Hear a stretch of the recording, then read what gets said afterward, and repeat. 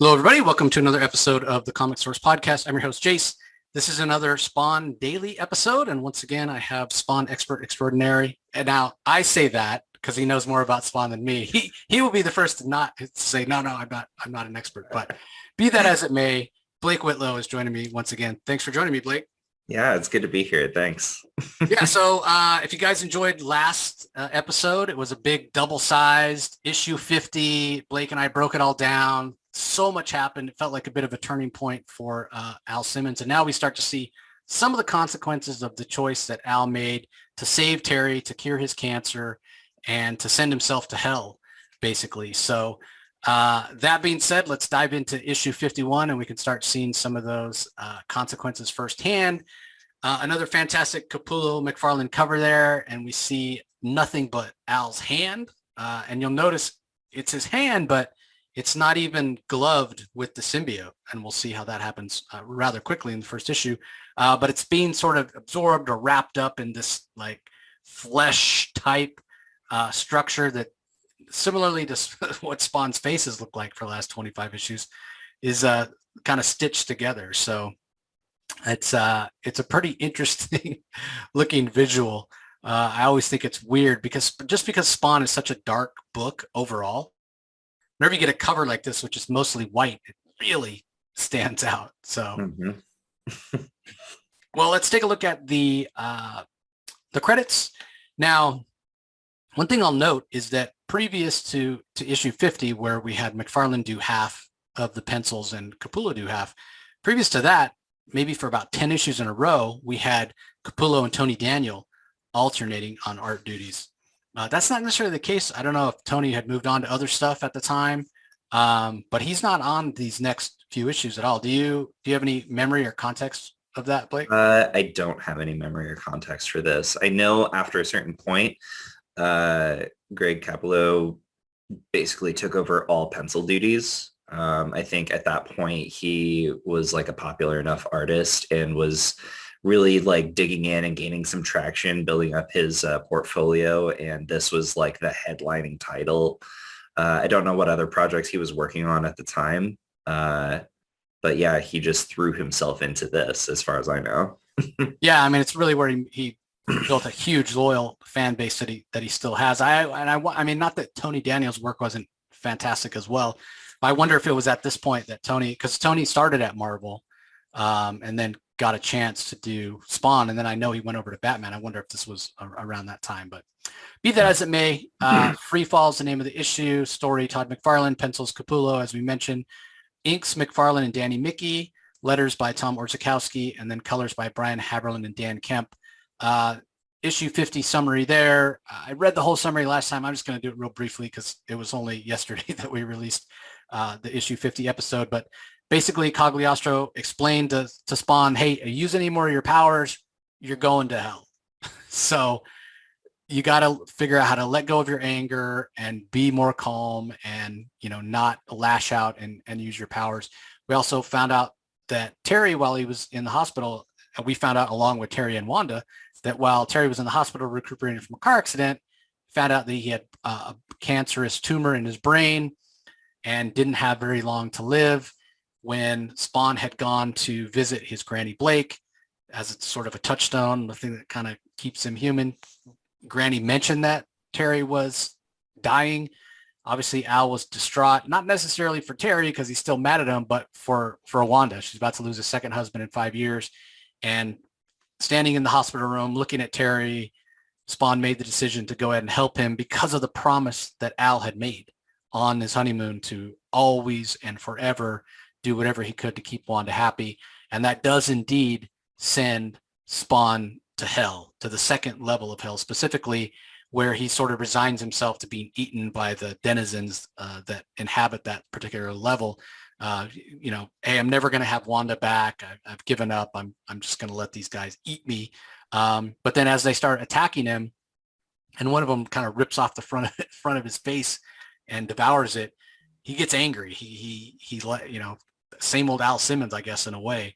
And he lashes out and he fights back and he defeats them. And then at the end of the issue, we see him sort of vanish as Malebolgia is saying, well, first test successfully passed. Malebolgia is once again pulling the strings, being the puppeteer. And so that's where this first issue starts off. And he's skipped a level. He didn't go from 2 to 3. We're told he's in the 4th. And what I really want to point out, there's not a whole lot that is, you know what, I just realized, hold on. I need to, I was sharing the wrong file there. I have to share the one that doesn't have the dialogue. Don't want to get in trouble with Todd.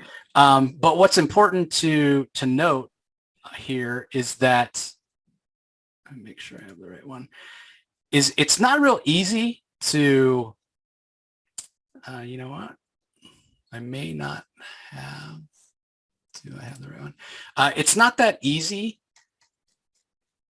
to do drawing when there's nothing in the background. Like there's no context. There's no vanishing point. There's no buildings. There's not, you know what I'm saying? Like there's no scale to compare it to. Yeah. And he does a really excellent, like which way's up, which way's down. It's not, and you're not necessarily supposed to know. Al himself doesn't necessarily know as he's falling through.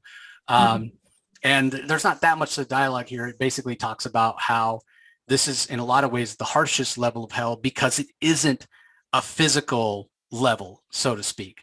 This is all about the emotion.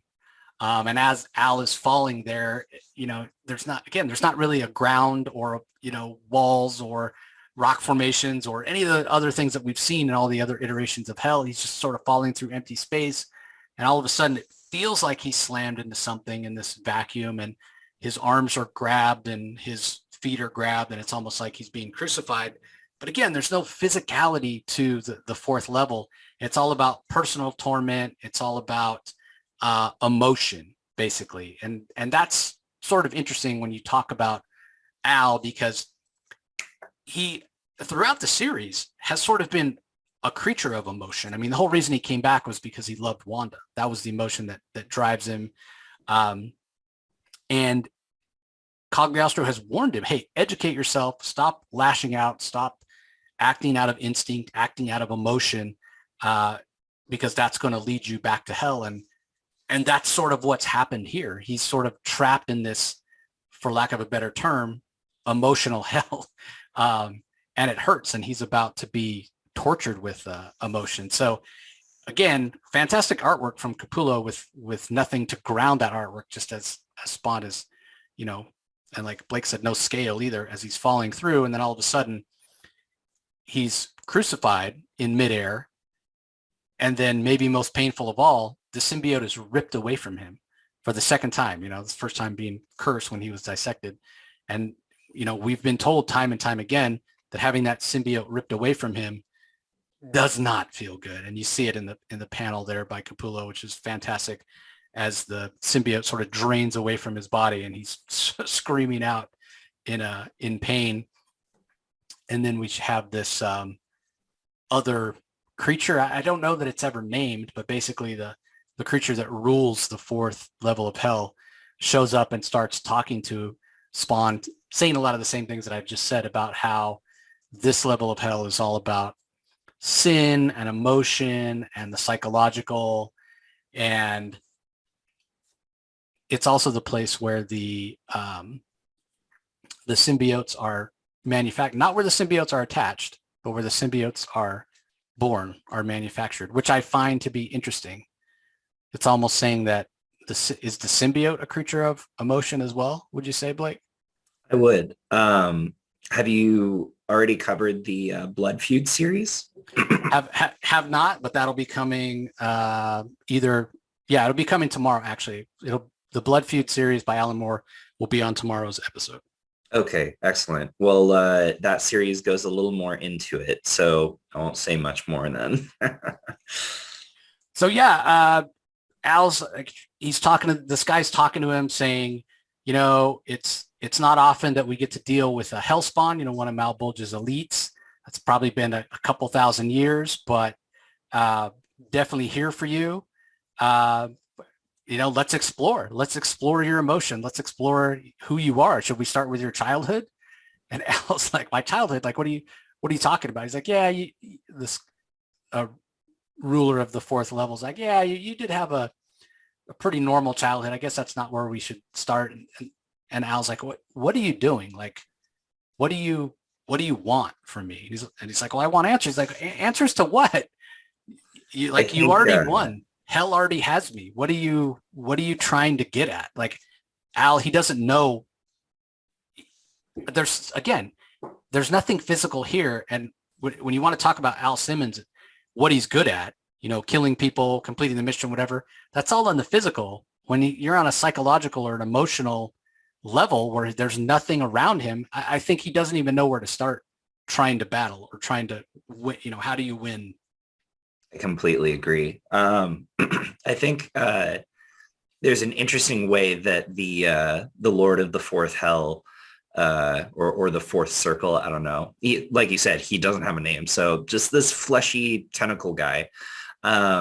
He says your childhood isn't too dysfunctional. I think it's interesting how it's phrased because later on we will get more into Al's childhood. Not in any of these upcoming issues, but much further down the line.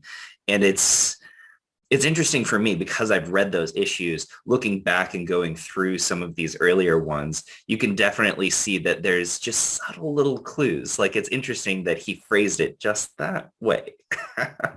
But yeah, you're completely right.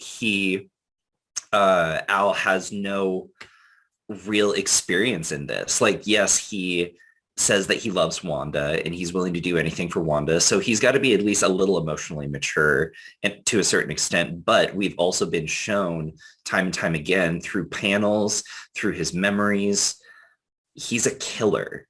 He may even be a psychotic killer. Like, he has a dark side to him.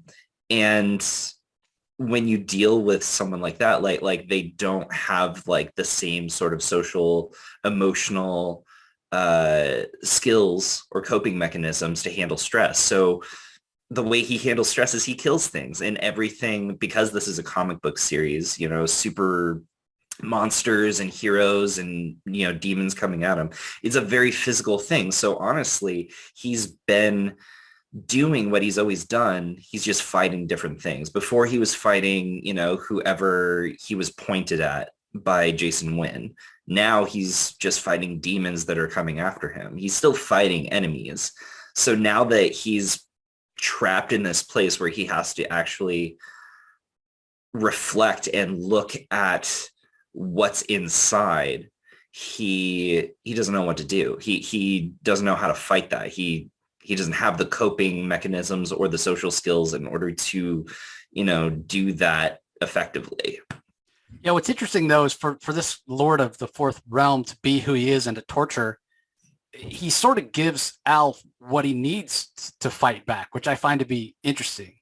Like why are you answering Al's questions? Why don't you just ask your questions and torture him? But in that way, it's almost like he allows Al to catch up, because when Al says, well, what am I doing here? You already have me. You've won. The guy's like, well, no, not really, because you didn't come willingly. You haven't embraced the evil that's inside you. How can you be an effective leader of one of the armies of hell? It's this general that Malebolgia wants you to be if you keep denying what's inside you. And Al's like, what are you talking about? And he's like, the sins of man, raping, cheating, abuse, like all that. And Al's like, I don't really care about any of that. And the guy gets all angry. He's like, but all that is real. The whole reason that that you have such potential to be a great leader is because you have the capacity for great evil. That's what man is. Man is nothing if not the capacity for great evil. And it all comes from your soul, from making that choice. It's almost like a dark reflection of what Cagliostro has been telling him. Cagliostro has been telling him basically the same thing. There's evil in you. There's hatred and anger, and you need to learn to let it go. You need to learn to let those things go so you can actually take control of your own life. So you're controlling it. It's not controlling you. And here, the demon's telling him the same thing, but he's saying you need to embrace it. Just dive right in.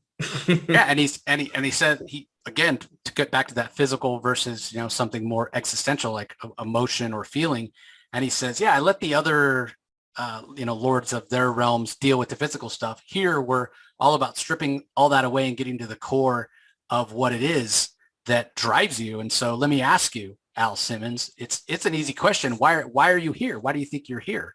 When Al thinks about emotion, of course, his mind's immediately going to go to Wanda, right? And that's what he says. Well, I'm here because of Wanda, because I love her, and that's what's driven me. That's what's given me all this, put me in the place that I am now. That's the reason I'm a hellspawn.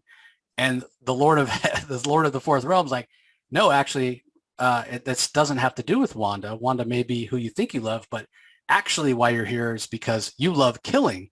To go back to what Blake was saying about, he's so good at it. Maybe he's even a psychotic about it. And you can see it there in Capullo's art where he looks crazed as he's holding the gun and whatnot.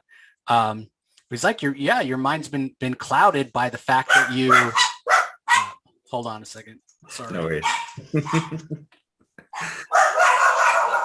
Got the puppies.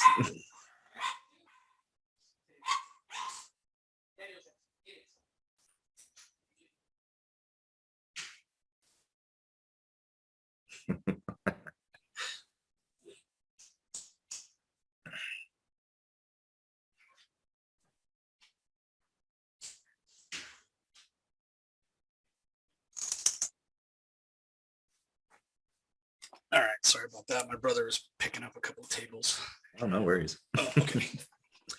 Yeah. So what's interesting is how he says it's your love of killing. It's your mind's been clouded by this love for Wanda, but what you really need to embrace is the fact that you love killing. And he talks about the first couple kills and how he was rewarded for his love of killing. He was decorated, and that's really why he's there, which, I mean, for Al, he believes right now the reason he's in hell is because he sacrificed. He sacrificed his power to cure Terry, and the reason he did that is his love for Wanda. So this really is torture for him, for this Lord of the Fourth Realm to say, no, you're here because you love killing. That's got to be tough, and he's not equipped. This isn't the type of battle that Al's used to fighting. So we'll see how he's going to be able to kind of overcome that. You mentioned before how he's sort of stripped of his agency, and how Malebolgia controls him. I love dogs. Malebolgia is this puppeteer that is constantly pulling the strings, and it's almost as if Al can never really catch up because he only ever has enough time to react and never proactively make a choice. That's what made his decision in issue number 50 is called Choices, because he actually finally, after a long while, finally made a choice that felt impactful. And now this Lord of the Fourth Hell is telling him, no, your choices don't matter. You didn't do it because of the thing that you said that you love. You did it for something else entirely. You're just covering that up with something else. You're just trying to make it seem nicer than it is. Yeah, and it's what Malebolgia's always done, though. Whenever Al Simmons starts down the right path or makes a, for lack of a better term, a correct decision, Malebolgia's always there to make him second guess. Yep, because he controls his memories, and Al doesn't even fully remember all of the things from his previous life, because it's almost like the movie Total Recall. How can you tell what's real and what's the fantasy? Is everything that he's experiencing completely informed by, all of his past experiences, or is he forgetting entire chunks of his life that could better inform his own decision-making process in the moment? Yeah, so it's not a good place to be. He's never got the full picture. So meanwhile, back on Earth, we check in with Terry. There's some experts that are trying to figure out how this miraculous cure happened. They haven't come up with anything. And one of them does mention, and I do want to point this out, because they're like, we just don't know. We need more information. There's all these superhumans that have been showing up lately. Maybe Terry has some superhuman abilities that he's not aware of. Could that possibly be? And I do want to, again, point this out. They say, you must be experiencing something. You must feel different in some way. There's got to be something unusual other than the sudden graying of the temples. Your cancer's gone into, abrupt and full remission. And I do want to point out the graying of the temples because he does look it's so interesting that you can do this in a comic. Like just by adding that gray hair at his temples, man, he looks like 10, 15 years older. He looks so young before, like in his and he is only in his late 20s. Yeah. But yeah, I wonder about that choice, like why McFarlane chose to do that. But Terry's had it, he's been stuck in the hospital without any answers about, if he was going to live or die or whatever. So last thing he wants to do is submit to any more tests from these guys. He just wants to live his life and get back to his family. Yeah, he just wants to be done with it. And they say, oh, that's sort of typical for somebody that's been laid up in the hospital as long. Give us a call when you're, ready for more tests. You'll change your mind. Terry's like, no, I won't. I've left the building. But I do want to ask you this. Do all specialists have to be old and bald and nearsighted? And that gives them something else to talk about. Now they're like, oh, I'll begin a study, which I think is just hilarious. Great distraction from I love that little bit of art where you could just see how fed up he is. He's like, I am so done with this. Yeah. And they're just like floating around his head, just pestering him with questions. It's so good. He's like, he doesn't have any answers. He doesn't know any better than they do, Yeah. So a little later, he's talking with Wanda and she's asking, hey, did they have any answers for you? He's like, no, they don't know why. And I think even like Wanda's a little more curious about why, maybe a little more worried, like, hey, could it come back? Terry, like you said, he just wants to put it behind him and move on.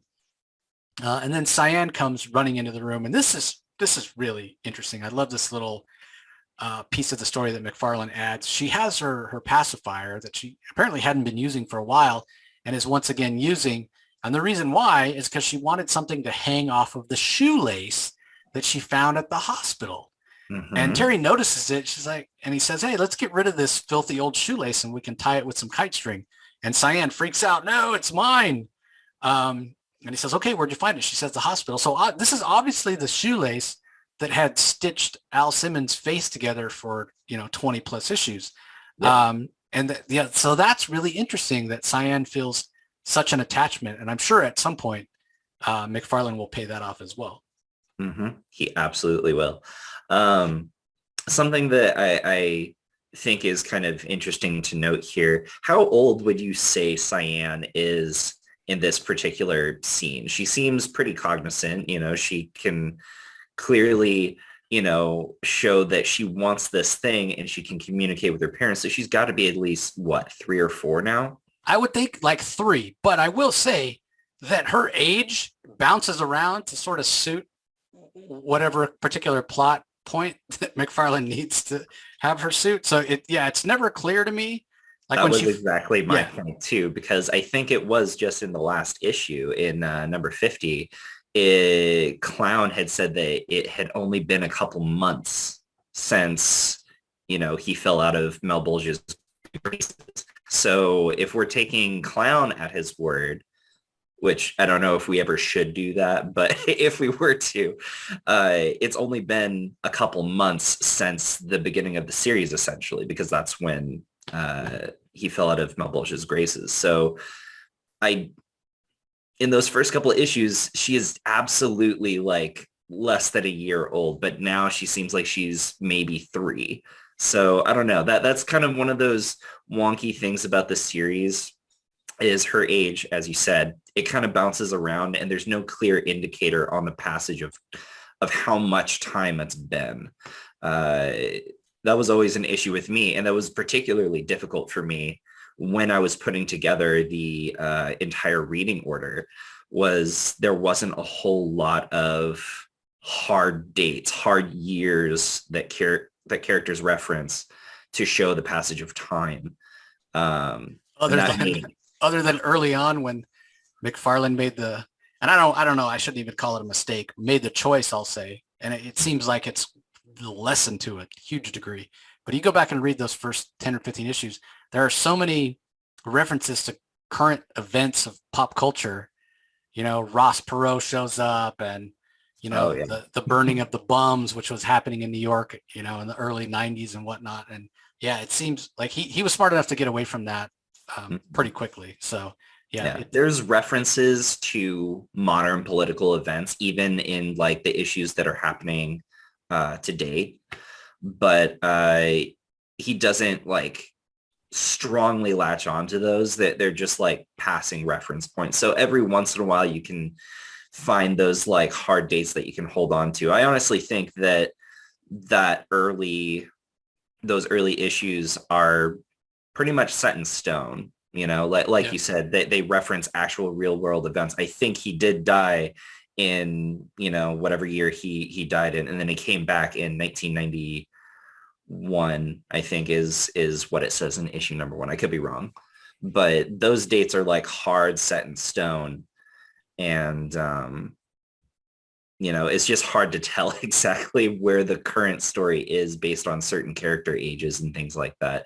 It's kind of weird. It's wonky. It's a comic book universe. Yep. You just have to hand wave yep. some of it sometimes. Yep. You just have to roll with it. It's comic roll book time. With it. So yeah, it's a cartoon. Yeah. So we check in on Sam and Twitch. They're discussing the guy who they call their deep throat, who slipped that information under their door. Apparently they did go to meet him, that meeting that was set up, and the guy didn't show up.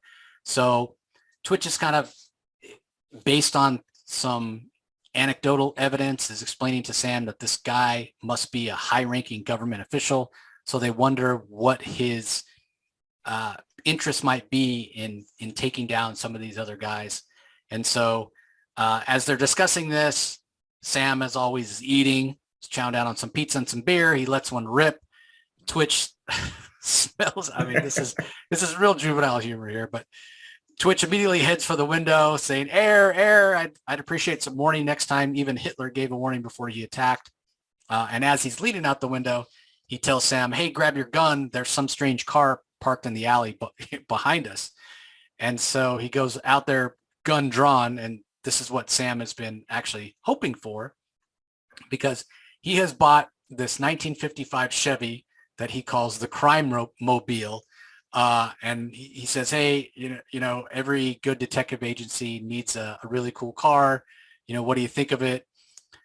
Twitch doesn't seem quite as impressed as maybe Sam might hope he is, probably thinking, well, that, we don't even have a paying client yet.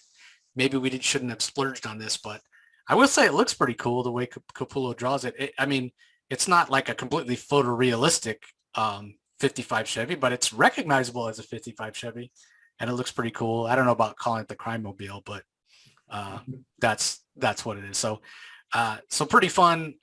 Check in on Sam and Twitch. Obviously, they're still investigating, trying to figure out what's going on. Why did the other guys that were implicated in the Chief Banks file get off scot-free? And can they link it to Jason Wynn and whatnot? Meanwhile, back in the 4th level of hell, the lord of that level is still giving Spawn the business, talking about some other emotions beyond love that are the reason that Spawn is there. And he says, okay, we've talked enough about love. Let's talk about your capacity for hate. You certainly have a huge capacity for hate. Jason Wynn manipulated you for many years. He's the one that turned you into a murderer and eventually had you killed and sent you to us. So again, it's just this Lord of Hell pushing Spawn's buttons, right? Psychological torture that, like Blake and I both said, Al is sort of ill-equipped to fight back against. And then we find out the information about how these symbiotes are created in the 4th level, because he says, you're probably wondering, like, where's your symbiote? Why isn't it helping you out? Well, the costumes are actually born here, and this is its home, and you can even see it there snuggling up to the Lord of the 4th realm, which is just a creepy image. And it talks about how, we grow them here, and then they're sent up to the Malebolgia's 8th level for attachment. And yeah, this one's just happy to be home. And once they're not attached anymore, they get a little bit shy, and the torture continues. Um, and I do sort of wonder, and I kind of want your opinion on this, because we've talked about it a lot on previous episodes before you joined us, Blake, but just the fact that Al was willing to kill early on, we saw him take out like Billy Kincaid, for example. And we know he has the capacity to kill and for evil. And he was, a hired assassin, but he never took out Jason Wynn despite having several chances, despite his hatred of him. And I always found that to be like an open-ended question, like why did he never, for everything Wynn has done, why did he never just take him out? That is an interesting question. I don't remember ever noticing that. It always felt like Jason Wynn had so much security surrounding him that he didn't have the full opportunity to. There was, I believe, a couple issues where he tried to break in, and that's when he realized that Terry was working for Wynn.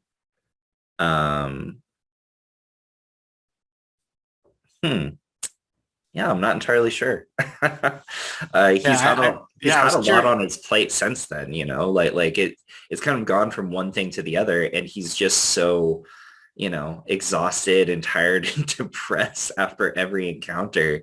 He can't really catch his breath. So I don't know if he's really thinking proactively. It's a very proactive thing to do, to go after the guy that killed you. And he's just had so much thrown at him lately that, maybe he just hasn't had the chance or even the motivation. Maybe he's just honestly too, wrapped up in the moment that he can't think ahead. Yeah, I mean, he let him off the hook and showed him the file and said to leave him alone. And then you're right. I mean, he did go there planning on killing him, and was saved, and Wynn was saved by Terry. And then since then it's been, blow after blow. So maybe he hasn't gotten the opportunity. So we'll see how that plays out going forward. So meanwhile, the Lord of the Fourth Realm is again reminding, just like we were told last issue, reminding Al that, just because you have the ability to hate or the ability for evil, it wouldn't necessarily be why you were sent to hell, but it's why Malebolgia recruited you. You have so much potential, and that's how souls are recruited to heaven or hell. What is your potential for good? What is your potential for evil? And you're no different. You're no different, Simmons, and that's why you were brought to hell. But you haven't accepted that you're no different, right? You think because of Wanda, you think because of your love for her, that you're somehow better. And that is an interesting point, because we've talked about how he's so narcissistic and focused on himself. But maybe the one pure thing about Al Simmons, maybe the one thing that is a redeeming for him is that his love for Wanda is pure.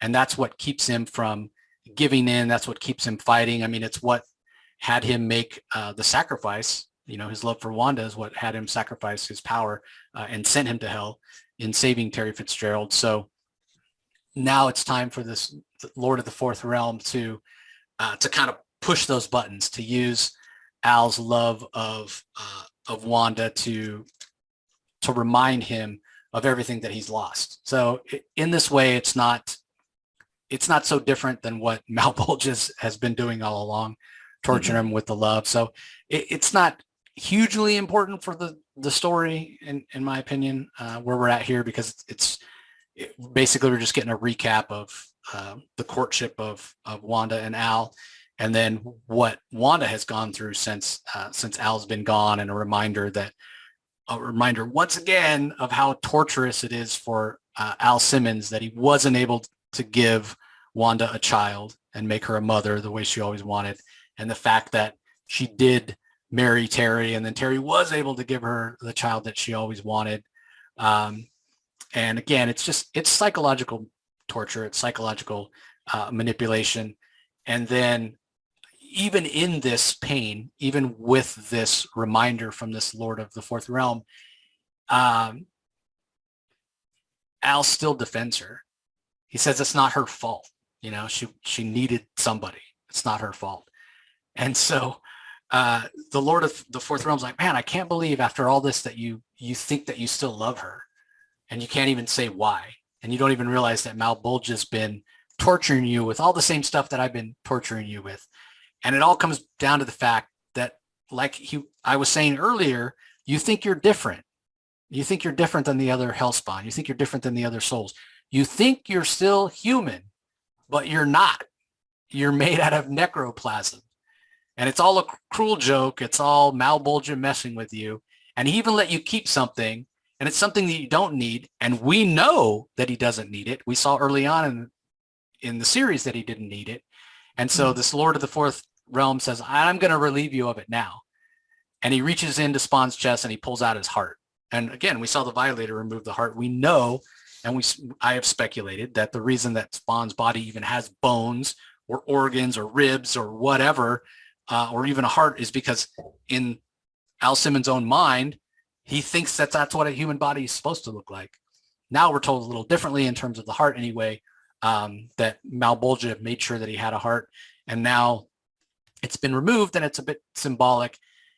Hey, I'm going to take this heart away from you, and in that way, I'm going to take away your pain. You know, we talk so much about love coming from the heart. And so the Lord of the Fourth Realm says, now you're clean. You're totally clean. You don't have to worry about it. You can take on the mantle of the Hellspawn. I'm removing this organ, you know, where in myth that love comes from, and you don't have to worry about it anymore. And then he says, give my regards to the other lords. Say thanks to your master for the souvenir, because apparently this Lord of the Fourth Realm is going to hang on to that heart. And then on the final page, we see Malebolgia laughing. In his opinion, Al Simmons has passed another test. It says, my warrior's transformation continues. He's now in his second incarnation. And with a little more modifications, he'll be ready to be a general in my army.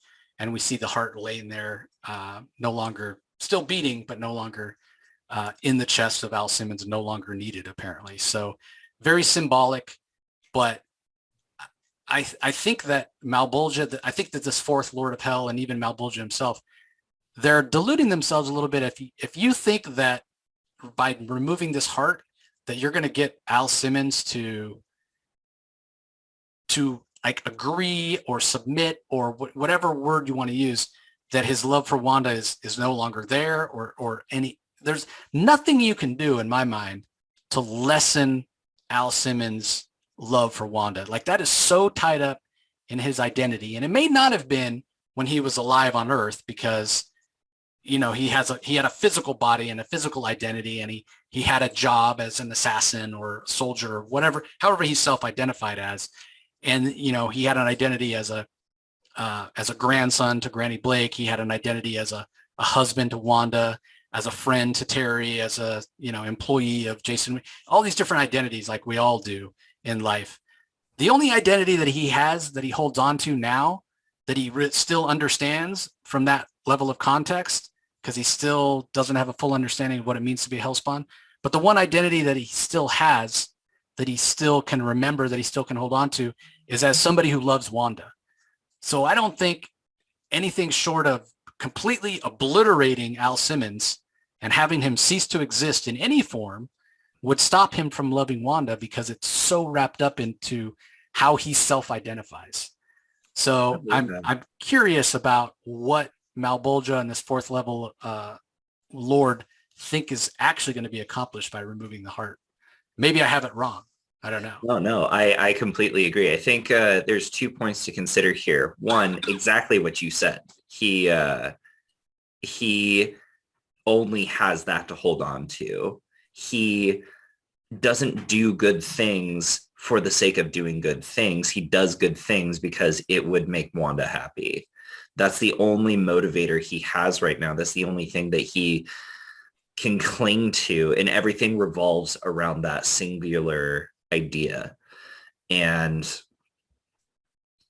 I think that by removing their heart, their intention, like these evil demons' intentions, are to further dehumanize him, show him you're not really Al Simmons, bud. They've talked about it before. Like you're completely made of necroplasm. Nothing about you is Al Simmons. Everything that you think you know, you don't actually know. And here, let me prove it to you. I'll just take your heart out, you know? And as you said, the heart is very symbolic of love, feelings, emotion.